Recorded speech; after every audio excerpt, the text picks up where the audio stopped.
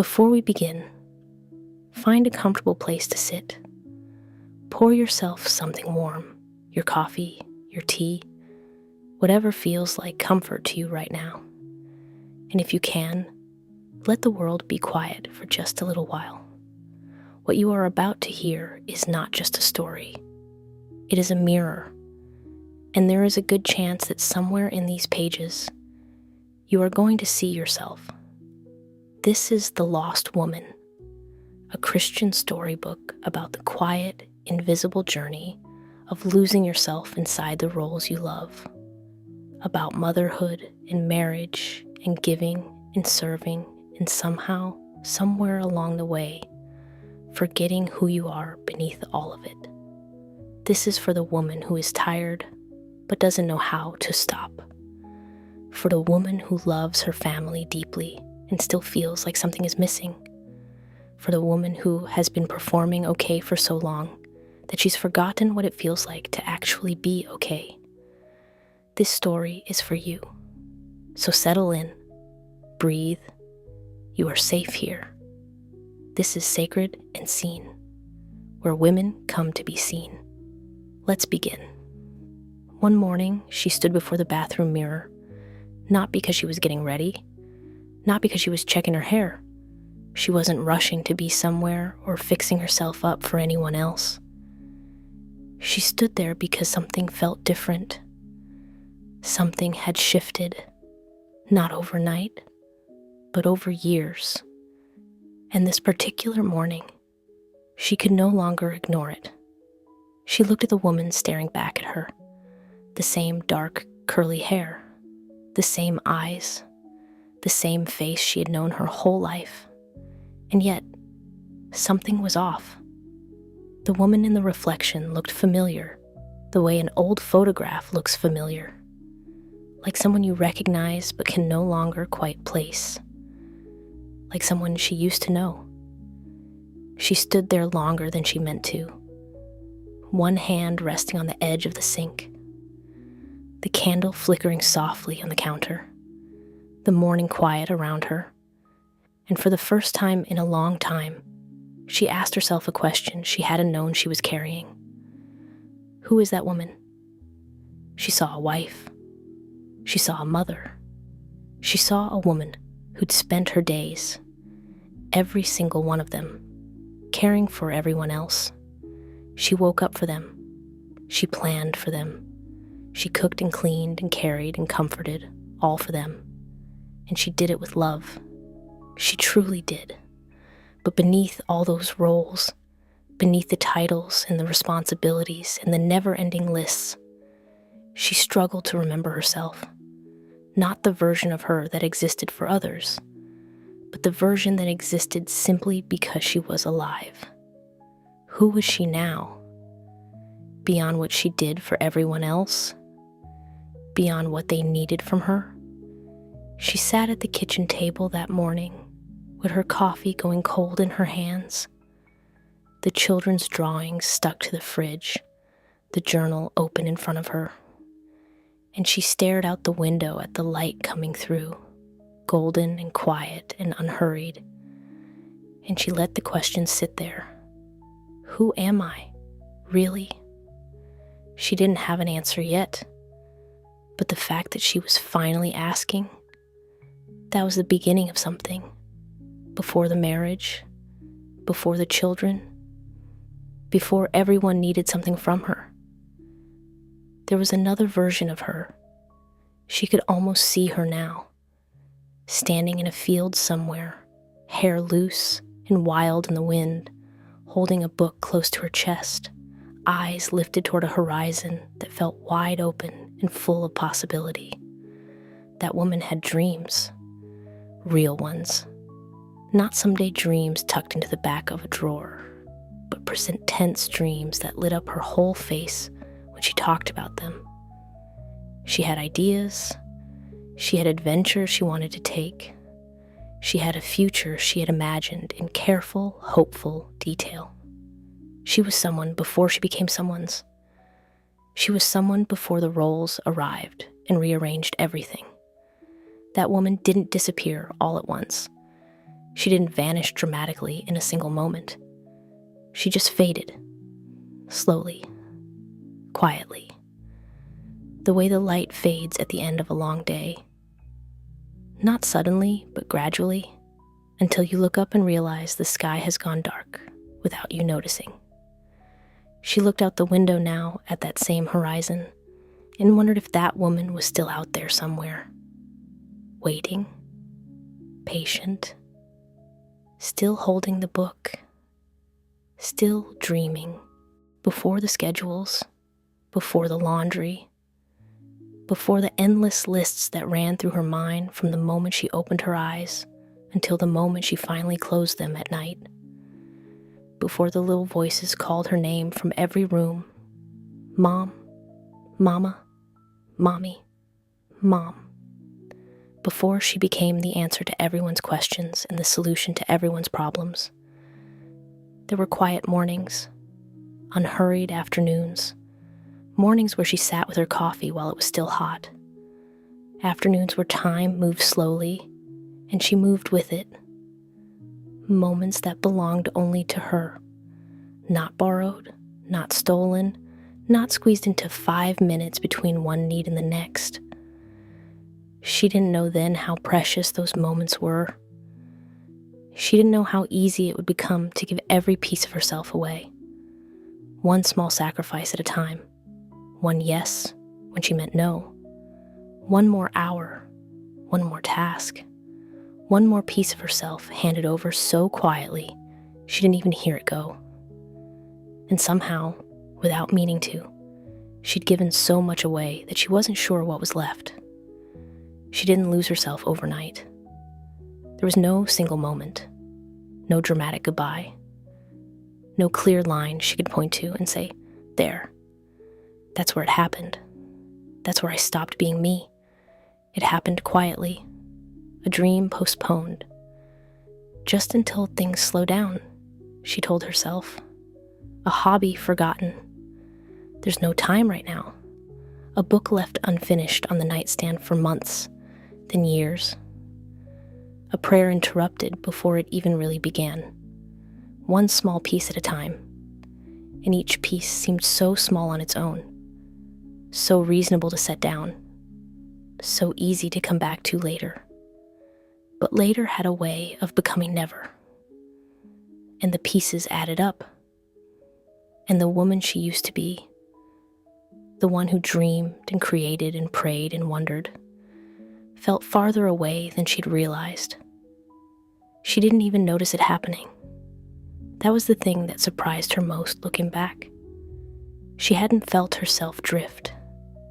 She had just looked up one day and found herself somewhere she didn't recognize, far from the shore, far from herself, and she wasn't sure how to find her way back.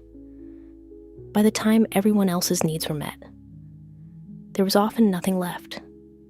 No energy for dreams, no energy for creativity, no energy for the woman she used to be, the one who made things and thought things and felt alive in her own skin.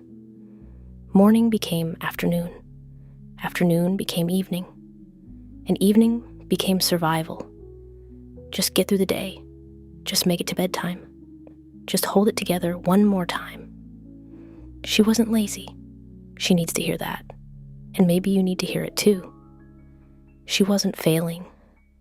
She was simply carrying more than anyone realized, more than anyone saw, more than anyone thought to ask about. The invisible weight of a life built entirely around others, with nothing held back for herself. And every day she told herself, tomorrow will be different. Tomorrow, she would wake up earlier. Tomorrow, she would feel less tired. Tomorrow, she would find her way back to the things that made her feel alive. But tomorrow arrived looking exactly the same. Most people never noticed. She smiled.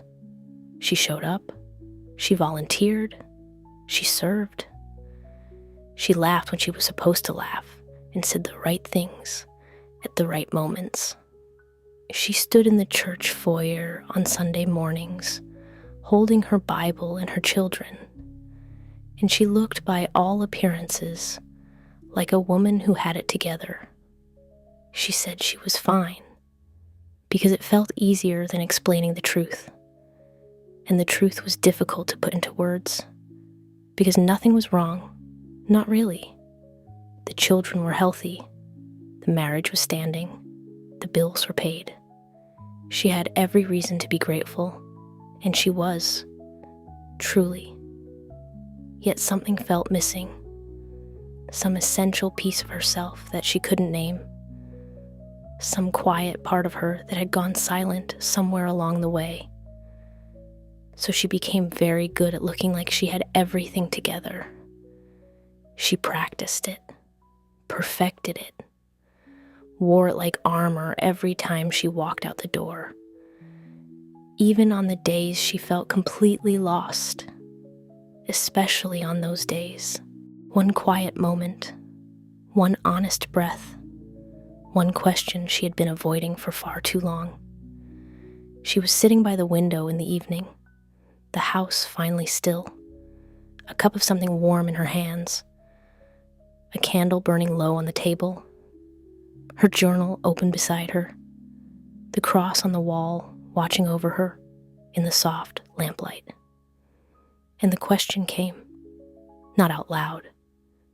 She didn't say it, but it rose up from somewhere deep inside her, from the place she had been carefully not looking, and it echoed through her in the silence. What happened to me?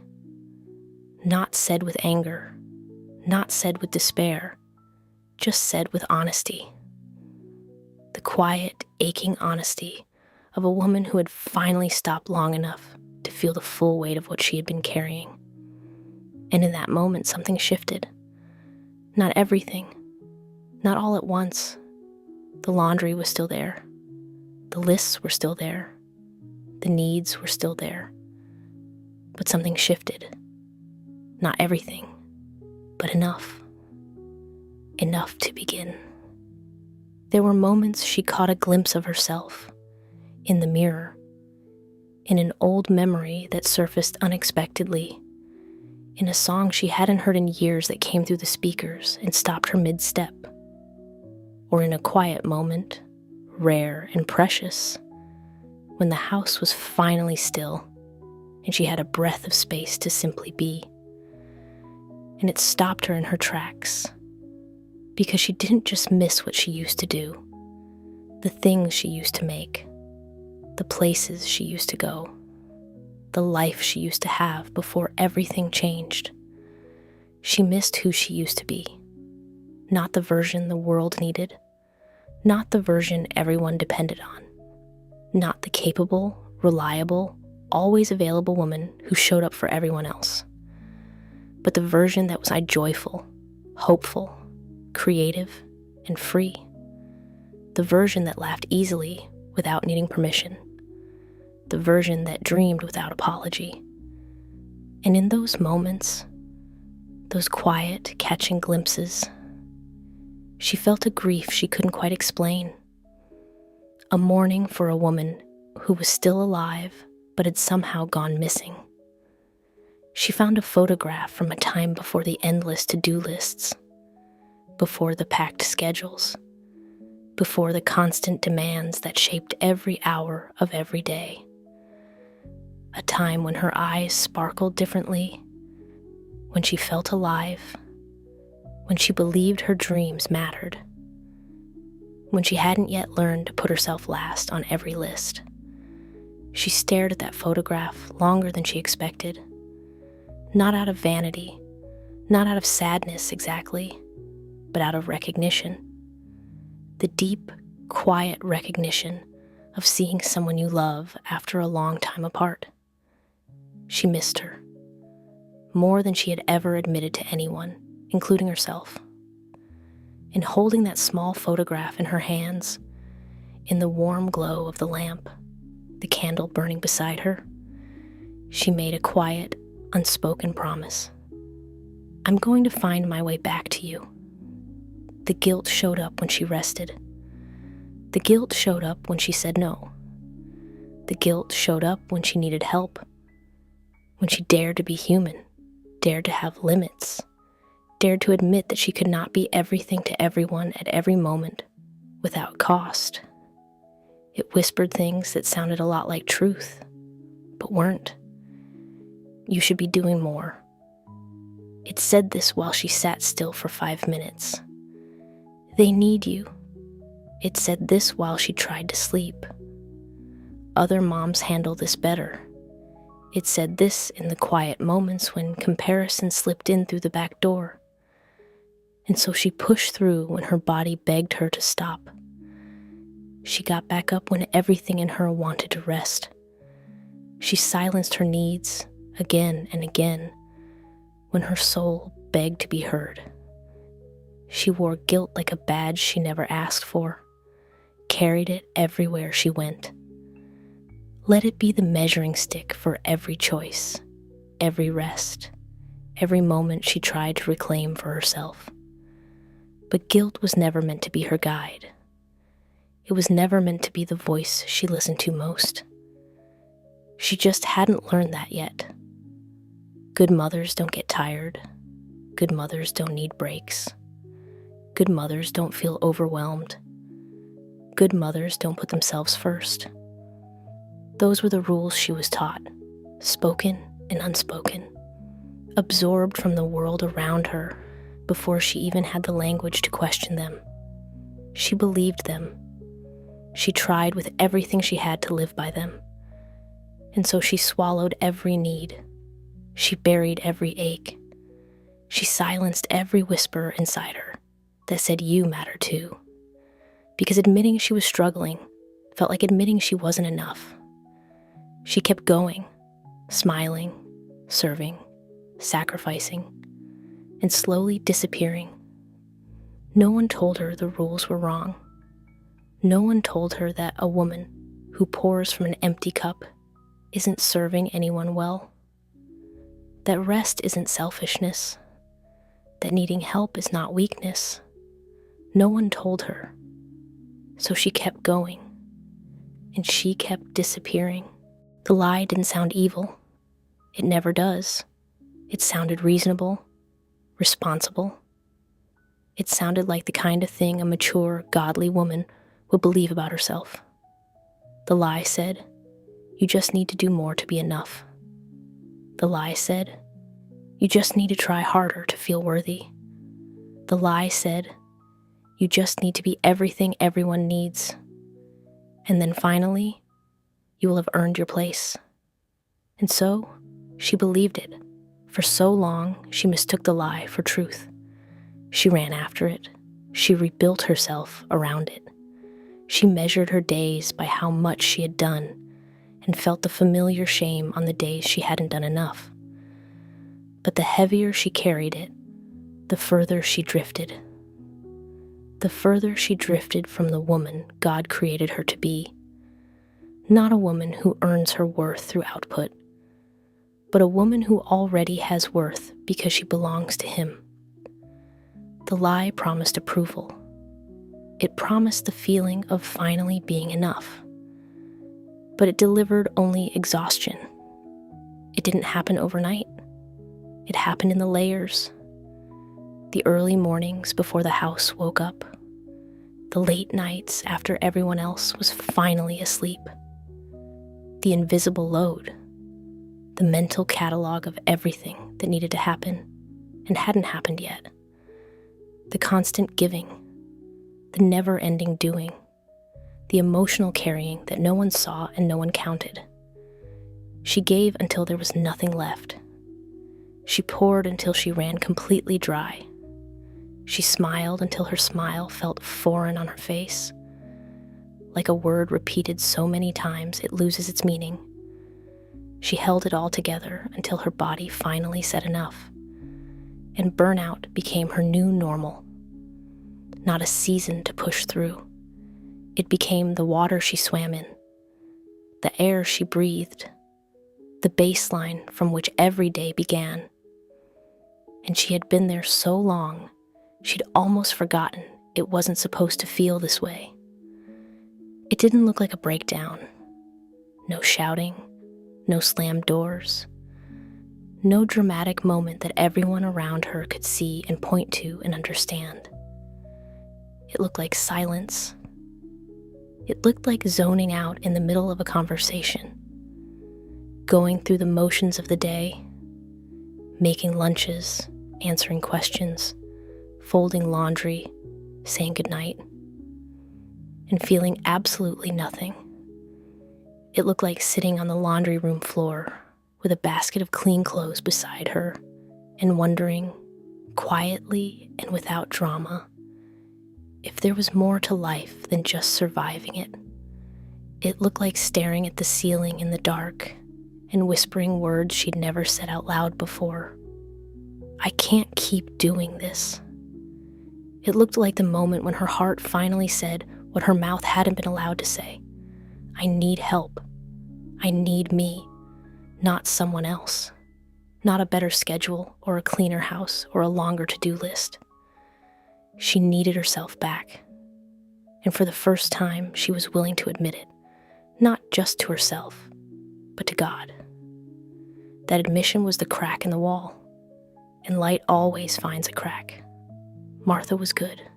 She was faithful. She was needed. She was the one who made things happen, who opened her home, who prepared the meals, who served with both her hands and her heart.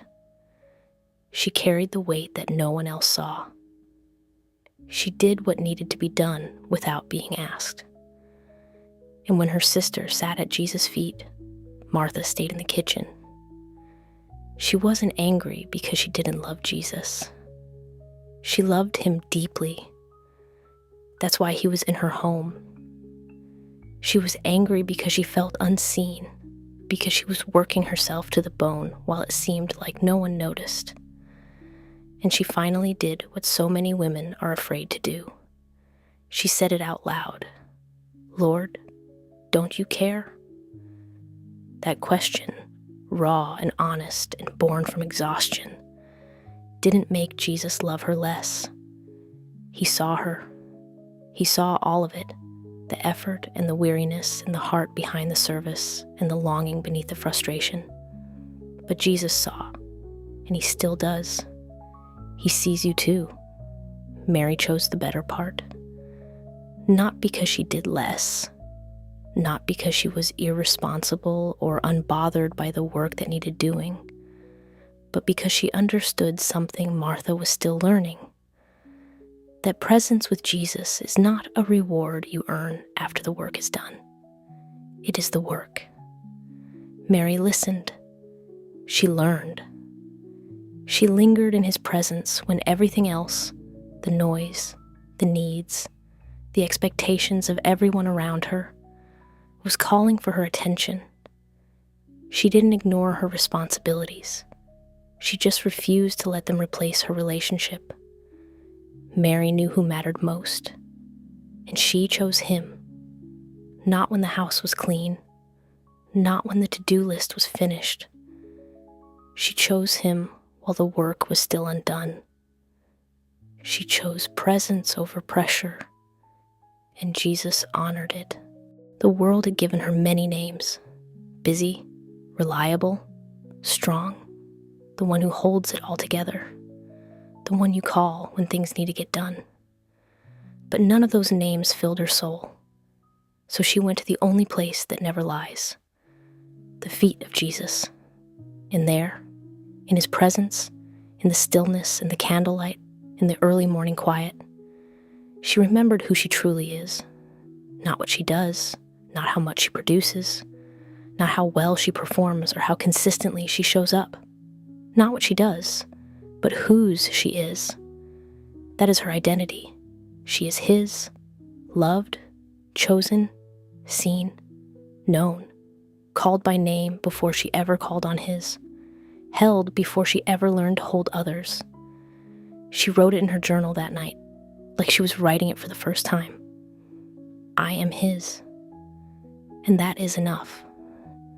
Before she said I do, God whispered, I already do. Before she became part of his story, before she took his name and built a life beside him. God had already written her identity, not in a wedding ceremony, in his own hands. She is not who she marries. She is who she belongs to.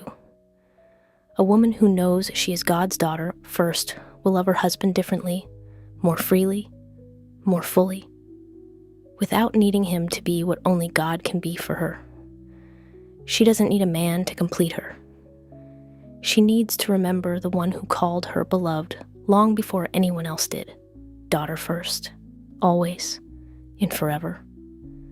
Before she had little hands to hold, God had already been holding hers. Before she learned to pour into others, he was pouring into her, filling her, sustaining her from a source that never runs dry. Before she became someone's mom, God reminded her, "You were my daughter first." Not just in the waiting seasons, not just in the quiet moments when everything felt meaningful, but in the messy, in the tired, in the ordinary, in the overwhelming. In the middle of all of it, she is still his little girl. She doesn't have to earn rest. She doesn't have to lose herself to be enough. I am his daughter, and that comes first.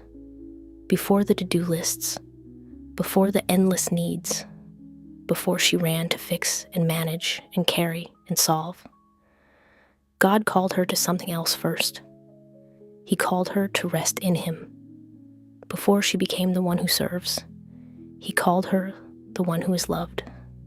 She is not defined by how much she does. She is defined by who she already is. His love didn't wait for her availability. It didn't arrive when she had finally cleared her schedule, or gotten enough sleep, or finished enough tasks to feel deserving. It met her in her humanity, in her exhaustion, in her imperfection, right in the middle of it all. I lay down the pressure. I lay down the striving. I pick up the truth. I am his daughter, loved, chosen, valuable, even when I do nothing. Healing didn't arrive all at once. It didn't come with a dramatic breakthrough, or a perfect morning, or a completely different life. It began with one small choice, then another, and another after that. A few quiet moments carved out of a busy day. A little more grace extended toward herself. A little less guilt about the things she hadn't done. She stopped waiting to become someone new, and started learning, slowly, gently, imperfectly, how to become herself again. Not the self she used to be before everything changed, but the truest version of herself, the one God always saw, even when she couldn't. She walked through the lavender field in the golden hour light, and she let herself feel something she had almost forgotten: hope. For the first time in years, she asked herself a question. Not what everyone else needed. Not what had to get done before the day was over. Not who she was serving or what she was responsible for. She asked what was happening inside her own heart. She sat by the rain-streaked window, the candle burning low, her Bible open beside her. She picked up her pen, and she wrote. Not a to-do list, not a prayer for someone else. She wrote about herself, for herself, honestly and without editing. The answers didn't come quickly. Healing rarely does. But they came, one honest sentence at a time, and every sentence was a step back toward herself. Some prayers don't happen in church. Some happen one step at a time. So she walked. Not to escape, not to fix everything or figure everything out, or arrive somewhere with answers she didn't have before she left. She walked simply to breathe, to feel the ground beneath her feet, to let the noise in her head quiet down enough to hear something else. The lavender moved in the wind along the path beside her. The trees filtered gold light down through their leaves. The birds sang without agenda. And somewhere between the silence and the birdsong, somewhere in that unhurried, unscheduled space, she felt God walking beside her. Not dramatically, just quietly, steadily, the way he had always been there. She had just finally slowed down enough to notice. She walked, and she was not alone. She had never been alone. Some prayers don't happen in church. Some happen one step at a time. So she walked, not to escape, not to fix everything or figure everything out or arrive somewhere with answers she didn't have before she left. She walked simply to breathe, to feel the ground beneath her feet, to let the noise in her head quiet down enough to hear something else. The lavender moved in the wind along the path beside her. The trees filtered gold light down through their leaves. The birds sang without agenda. And somewhere between the silence and the birdsong, somewhere in that unhurried, unscheduled space, she felt God walking beside her. Not dramatically, just quietly, steadily, the way he had always been there. She had just finally slowed down enough to notice. She walked, and she was not alone. She had never been alone. One afternoon, she picked up something she hadn't touched in years. Not a task, not something productive, not something on anyone's list or useful to anyone in the house. Just something she loved. She set up the easel by the window. She opened the paint. She let herself begin without knowing how it would end, without worrying whether it would be good, without calculating whether she had earned the right to spend an afternoon doing something just for herself. Not because it was productive, not because it was necessary, simply because she loved it. And for the first time in a long time, the first time in longer than she wanted to admit, she remembered what joy felt like. The kind that lives in the body, the kind that makes you lose a track of time, the kind that reminds you that you are a person, not just a function. She smiled quietly to herself and kept painting. She had buried it a long time ago, not intentionally, but slowly, under the weight of responsibilities, under the pressure of survival, under the quiet assumption that dreams were for people with more time, more freedom, more permission. She had filed it under later, and later had kept getting later. But this time, she pulled it out gently, not to chase it, but to honor it. She sat at the kitchen table with her journal open and the morning light coming through the window and the verse on the wall reminding her, "For I know the plans I have for you, declares the Lord." She wrote it down, looked at it without apologizing for it, because dreams aren't selfish. They are part of who God created her to be, seeds he planted before she knew to water them. She let herself dream again, gently, without pressure, and it felt like coming home. She didn't return to who she used to be. You can't go back. The woman she was before marriage and motherhood and all the years of giving, she was real and she was beautiful, but she was not the destination. She returned to who God always intended her to be. Not perfect, not polished, not the woman who had everything figured out and never struggled and never got tired, but whole, not for everyone, but for him. She stood at the garden gate with the warm light falling soft around her and the sign beside the path that read, his plans, his purpose, his timing, his best. And in returning to him, in finally surrendering the weight she'd been carrying alone, she found her way back to herself. The two were never separate. They had always been the same path. She stopped striving to earn her worth. She stopped shrinking to keep the peace. She stopped asking for permission to be who God had already called her to be. She embraced the beauty of her identity, not as something she had built or achieved or earned, but as something she had been given, something woven into her before she drew her first breath.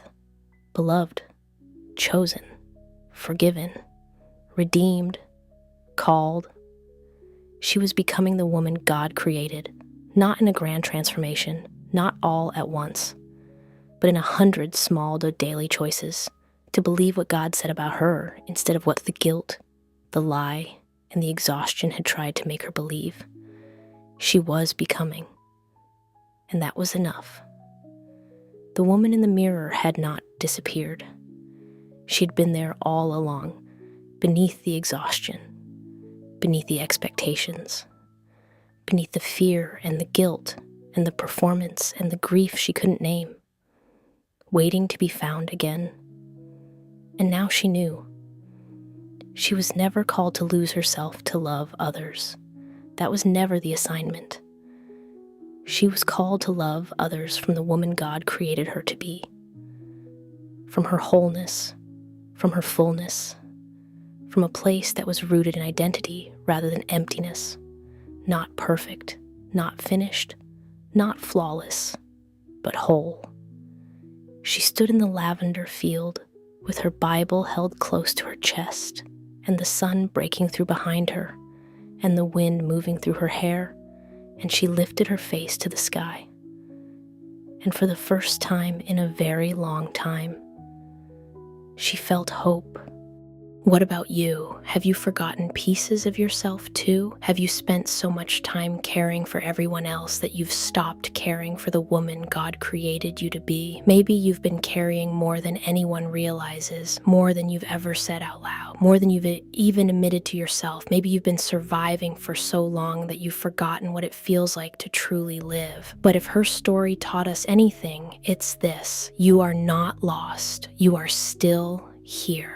And God has not forgotten you. He sees you in the bathroom mirror on the hard mornings. He sees you in the kitchen at midnight when everyone else is asleep. He sees you in the laundry room and the carpool line and the quiet moments when you sit alone and wonder where you went. He has never stopped seeing you. He has never stopped knowing you. Maybe today is the beginning of your return too. She was never truly lost, and neither are you. God still sees you. God still knows you. God still has a purpose for your life. Not a vague, distant, someday purpose, but a real and present and sacred purpose woven into who you are right now, in this season, in this home, in this ordinary, exhausting, beautiful life. This is not the end. It is the beginning. You are seen. You are loved. You are chosen. You are His, sacred and seen, where women come to be seen,